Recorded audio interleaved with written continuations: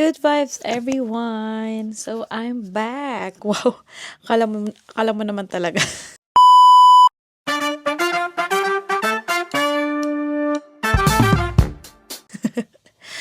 Hi! So, wala lang. I would like to make this video para lang ipakita na or para this video will serve as my mark na I will continue on my vlogging, especially in YouTube.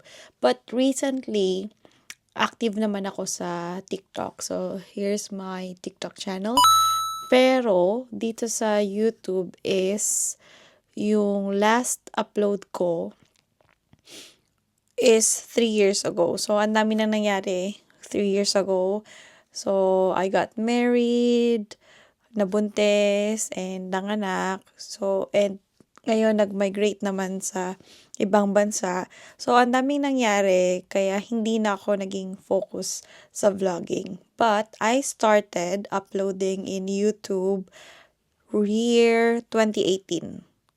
So, wala lang. Kasi I always find myself na na-enjoy ko yung social media. Like, sharing what I know, sharing my personality or humor or everything. Not everything, hindi personal.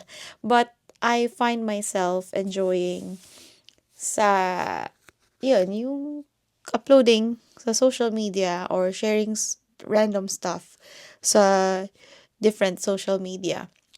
So, itong YouTube ko is year 6 years ago. Doon nag-start na nagkaroon ako ng mga 100K views. Yes, you heard it right. So, that's pre-pandemic. So, as in before mag-pandemic, mga 2020, something like that. So, yun, I started this content. So, yung content is all about kung ano yung nalalaman ko about technology, gadgets, reviews, and all. Then, I started gaining lots of viewers. And dun ko rin na-hit yung more than 1K subscriber ko. And I even, yung nagkakaroon ako ng, what do you call that, monthly payout from YouTube that time. Kasi nga, I was gaining viewers sa mga content ko. But, hindi siya naging consistent kasi, una sa lahat is yung niche na yun ba yung tawag? Yun ba yung term? Yung medyo magastos siya. So, limited lang yung budget ko. And, ano pa ba? Yun, maraming nangyari bagay-bagay, personal, and all, na hindi ko siya naging consistent. So, lagi akong bumabalik. So, right now, marks my,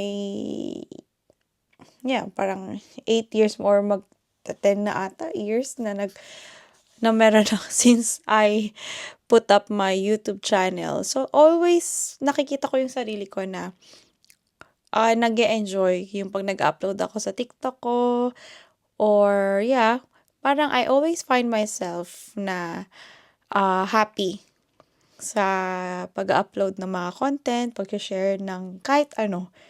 And pag may nakikita ko na appreciate yung videos ko, yun, I really feel happy. So, since I have lots of, extra time ngayon, and yung life ko is work-life balance na, wow naman. So, I would like to start again na maging active dito sa YouTube. And gusto kong makita itong part of me, yung vlogger. Wow! Yung this side of me, gusto ko makita na what will happen if magko-continue ako or magiging consistent ako in this area of my life. But, parang tingin ko kasi is yung pagko-content creator for me is like a hobby. I find it enjoyable. I find it relaxing. Parang yun yung way ko ng pagre-relax or yung way ko ng yung buhay outside work. outside.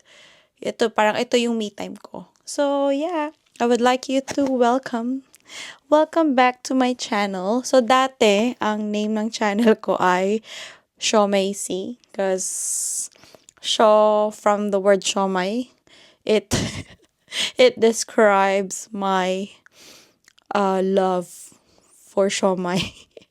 Then my name. So ngayon, I just simply wrote my name in this channel because I want it to be personal. I want it to be like i-upload ko kung ano yung kung anong gusto kong i-upload, like random things. Yung wala akong fina-follow na trend or what. Basta kung ano yung gusto kong i-upload. So yun lang, I hope na you still support me in my journey. Wow! So, and yun lang, gusto ko lang rin para sa sarili ko rin na this is the official start na ito na. Itatry ko ulit na mag-vlog. And isa to sa mga what if ko. Kasi nung time na maano pa yung mga views ko, I hit 100k views, ganyan. Ngayon, napapaisip ako na, what if kinontinue ko yun? Ano na kaya yung, diba, ano kaya ako? Ano kaya yung nangyari dun sa part ko na yun? Yun lang. So, yeah. Welcome back to my channel. Bye-bye.